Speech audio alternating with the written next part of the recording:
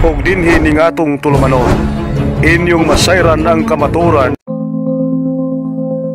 Kay sa kamaturan.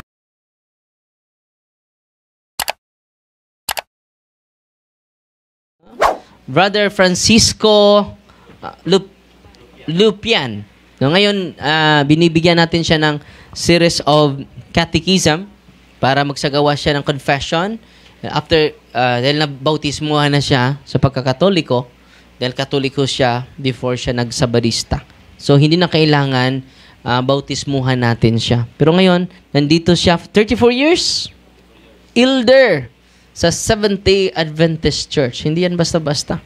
Pumupunta lang dito para makausap kami and then i-process din natin ang kanyang profession of faith ngayong linggong ito. Amen! Oh, bigyan natin ng papuri si bro. Pwede magsalita ka bro, kahit kaunti lang. No. Magandang hapon nating lahat. Oh. Magbisaya na lang tayo kasi mga Bisaya tayong lahat. No? Ako po si Francisco Tagalog day. Mr. Francisco Lupian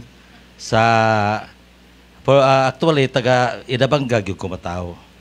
Katoliko ko ngunya pag 1986 na-convert ko sa pagka Seventh-day Adventist. Ngunya kaluskis no naabri nga ko una gabrihan nila ni Father Darwin sa espiritu sa mga sa kamatuoran.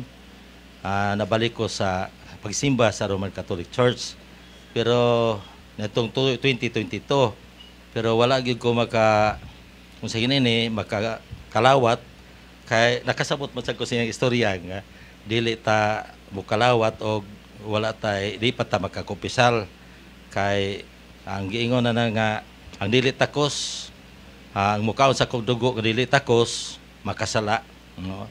So mao nang igsoon nga pasalamat ko sa Ginoo Father Darwin ug sa tanang mga Catholic Faith Defenders nga murag daghan gyud ang nakonverter na balik sa atong tinuon nga tinuhuan nga gitugon ni Kristo. Suma sa Mateo 16:18, 19, no? So unsa may istorya nako Father? So dili na gyud ko mobalik sa pagkasabadista. Kaya ang katarungan nga di na ko balik, dili yung kitahe nga giaway ko sa mga sabadista o gikasabaan ko gumikagawan ko makatay kapulo o kun dili o naay mga kuan kitahe mga nakautang sa ako nga wa gyud makabayad no, pero dili gid na mo dakong bugat nga katarungan. Ang bugat nga katarungan kay dili sila tinuod mo na igsoon. So balik ko tinuod. So salamat sa Ginoo no. So hinauto ta nga magtuon po ta og Biblia, pakigdebate, maminaw mo sa punto por punto ni Father Darwin o sa mga ila pang mga debate sa mga Catholic Faith Defenders ni Father Paul Alima, Wendell Talibong, no? O sila si Kuan, sila si Brad GC, no? O si Father Darwin mismo, no? Kay diha ta makakaton ug balig-on ta sa ato pagtuo ingon nga tinukod iglesia na sakop sa iglesia nga gitukod ni Kristo. Dalaygo na Ginoo. Salamat kay bro. Ang elder pala yung magbigay ng homilya sa mga simbahan. So yung pastor, siya po ay elder ng Seventh Day. How many years na elder ka bro? From 1986. elder ka na? Oh, elder. 1986 elder ka na. So elder ka 34 years. Pero na ulinahan ko as elder sa 2020 2020. Pero nag-practice ka as elder 1986. Hindi mo na practice as elder, diba mura na siya. Appointed. Election sa mga sakop. Yung mga member mag-nominate, parang election din. Galing sa mga member. May karagaraon din tayo pagbasa sa Biblia. Ikaw may napilian. So for 34 years naging elder ka. So salamat sa Diyos, no? Kahit elder na siya sa Seventh-day Adventist, nakinig, nanood ng mga diskusyon natin, at ngayon, i-process natin yung ganap niyang pagbabalik. Amen! God is good! All the time! Bigyan natin papuri ang Diyos, no? So ngayon, patuloy ako.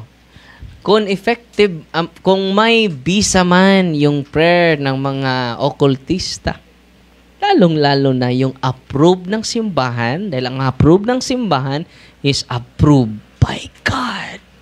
It is not approved by men, but approved by God of gods, Lord of lords, King of kings. Amen?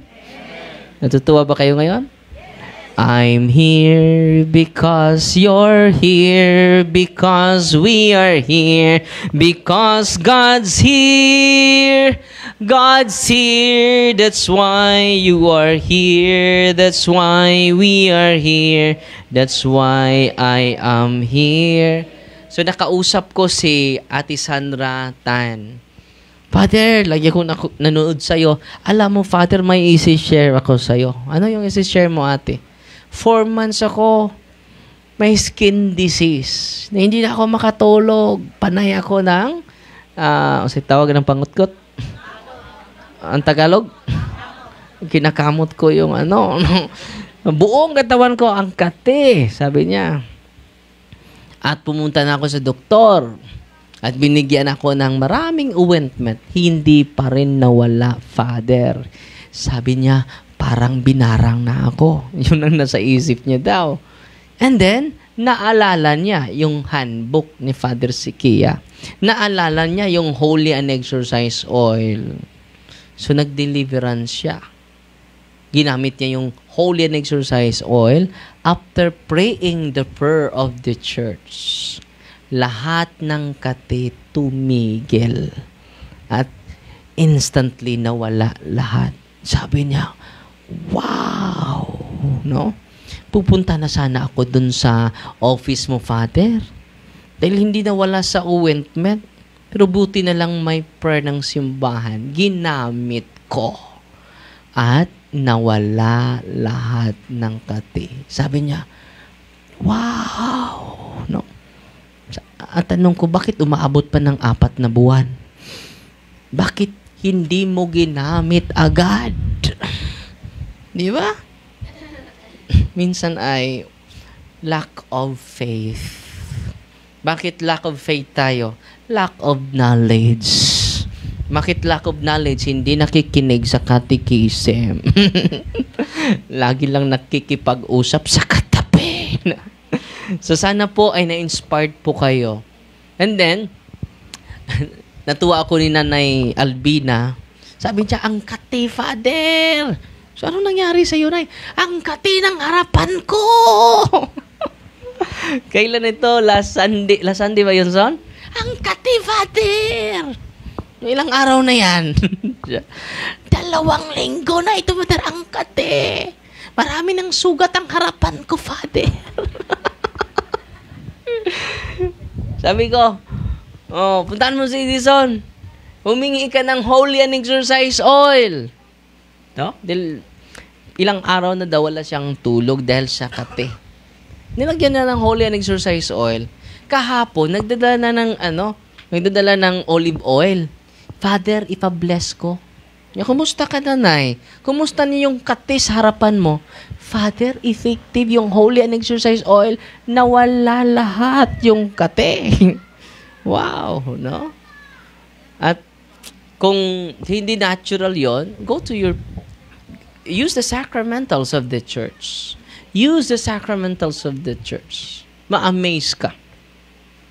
It is the sacramentals of the church, ha? Baka isipin nyo, lana yan ni Father Darwin. Wala naman akong langis, no? It is the sacramentals of the church. Anong pangalan dyan? Holy and Exorcise Oil. Huwag niyong pangalanan na oil ni Father Darwin yan. Wala naman akong langis. Anong pangalan dyan?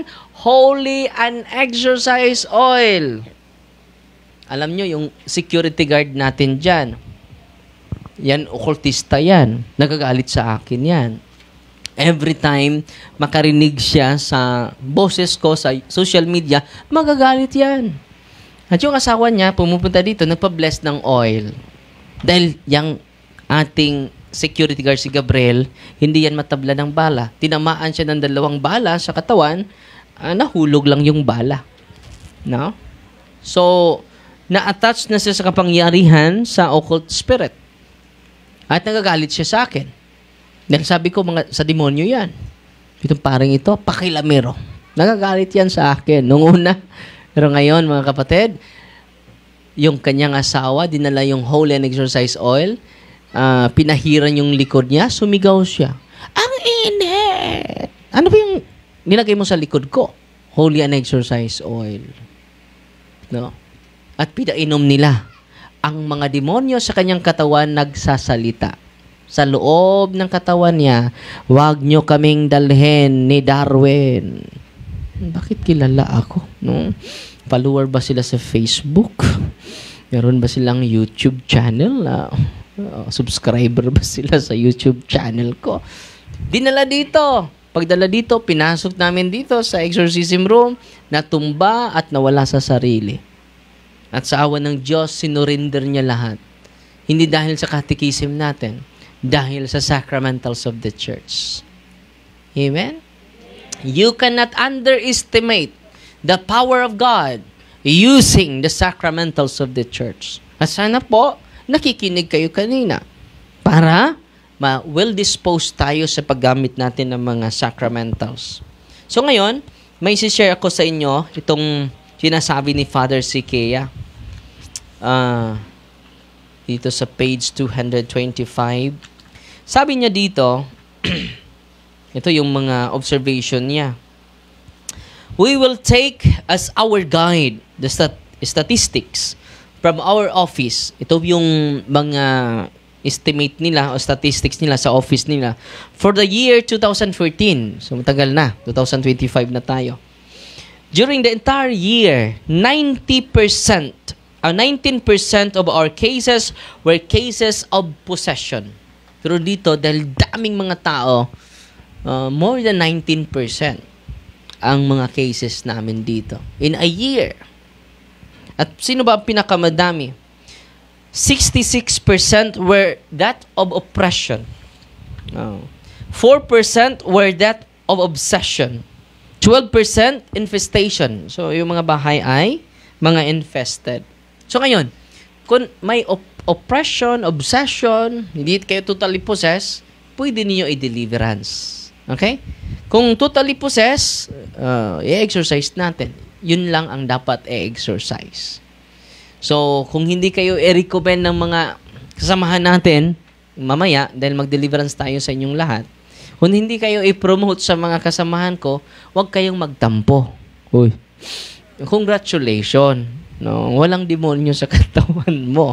No? Bakit hindi ako pupunta dito ni Father Darwin? Doon ako pupunta. Sana si Father Darwin mag-freak over sa akin. Siya lang ang pinapuntahan ko. Alam nyo, hindi yung sarili ang ibibigay namin sa inyo. Ang ibibigay namin sa inyo, si Kristo talaga. When you go to the sacrament, you receive Jesus. More than Father Darwin, more than the Pope, more than the Bishop. He is the King of Kings, the Lord of Lords, the God of gods. So, sa mga may sakit ngayon, ano yung the best advice ko sa inyo? Simba kayo araw-araw kung kaya nyo pa. Dahil yung katawan na yung tinapay na galing sa langit ay matatanggap din nyo. Walang bayad, libre. Bakit ma-amaze kayo sa pagpunta nyo dito? Dahil ang binibigay namin sa inyo si Kristo talaga. Bakit maraming kayong narinig na maraming ginagamot ni Kristo? Hindi ni Father Darwin. Wala akong kapangyarihan, by the way. Wala akong power. Anong nasa ka, Father Darwin? Kili-kili, power lang. Naintindihan nyo? Hindi. Because of the sacrament, all priests are healers. Kailan ba yung, merong pupunta dito, kailan ba magbimisa si Father Darwin? Bakit? Dahil healing mass yun. Bakit healing mass yun? Si Father Darwin ang nag-celebrate eh. Therefore, yung misa niya ay healing mass. Lahat ng misa ay healing mass. because it is the bread from heaven. Lahat ng pari, all priests are healers. Naintindihan nyo?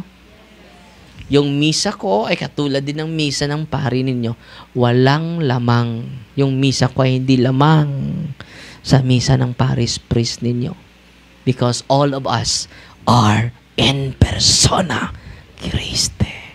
Naintindihan ninyo? So kaya nga, sa pag-uwi nyo sa bahay, so may 4 na pari ngayon bumibisita sa atin, no, para lang mabigay sa inyo si Kristo. Okay? So, pasensya na kayo sa lugar natin. Sunod na mga taon, lilipat na tayo. May nagbigay sa atin ng 1.2 hectare. At sana po matuloy na tayo dyan. Alam nyo naman, yung ministering ito, maraming mga gagamitin ng demonyo yung paraan niya para hindi kami matuloy. Dahil kung matuloy tayo sa isang ministry, isang lugar na doon natin i-develop, no, magalit yung demonyo. So sana po ngayon, pakiusap po, pray 1 Our Father, 1 Hail Mary, 1 Glory Be for our permanent office. Dahil gusto ko, dahil maging training center yan sa mga pari na gusto. Dahil gusto ko na bawat diocese meron talagang office of healing, deliverance, and exorcism para meron kayong malalapitan, madali niyong malalapitan. Amen? At yan ang prayer ko. Yan din ang hinihingi ko sa Panginoon. Tulungan niyo kami sa pagdasal. Every time magro-rosaryo kayo, every time alalahanin ninyo yung pabor na hiningi ko sa inyo. Please, 1 Our Father, 1 Glory Be, para maprotektahan natin yung, di ba, 3 na yung ina-exercise ko, no? Tinutorture sila ng demonyo. Buti ka hindi ka na-torture ng demonyo, no? I feel their pain. I feel their suffering. Kung wala itong ministering ito, sino ang mag-entertain sa kanila? Kaya nga maraming suicide. Dahil papatayin sila unti-unti ng demonyo. Sa pamagitan ng obsession, negative yung pananaw sa buhay. Negative yung kanyang emotion. Lagi lang. Grabe yung intense yung sadness, intense yung loneliness, intense yung anxiety, kahit pumupunta na sa mga eksperto, sa mga psychologists, mga psychiatrists. So, sa pamagitan nito, please pray for us. Kailangan namin yung dasal ninyo dahil hindi tao yung kalaban namin. No? Nagdasal ba kayo para sa amin? Uy. At kung magdasal kayo, no, ito po ay magpatuloy. Okay? Ug inyo nang nabati ang mga kamatuoran dinhi ning atong tulumanon. Kay sabay kamatuoran. Ako lang hinaot nga daghang kamog lakatunan. Daghang salamat.